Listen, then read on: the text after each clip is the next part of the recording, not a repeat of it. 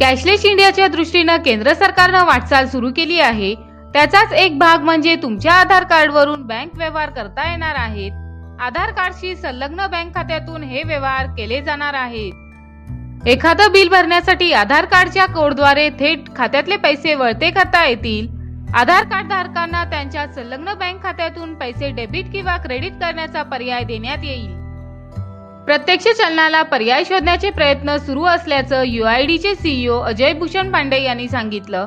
सध्या आधार कार्डाच्या मदतीने दररोज 1.31 कोटी ट्रान्झॅक्शन्स होतात। आमची 10 कोटी पर्यंत व्यवहार हाताळण्याची तयारी असून लवकरच दररोज 40 कोटी पर्यंत व्यवहार करू शकू, असा विश्वास पांडेंनी व्यक्त केला। आधार संलग्न बँक खात्यातून होणाऱ्या व्यवहारांबाबत गोपनीयता पाळली जाणार आहे।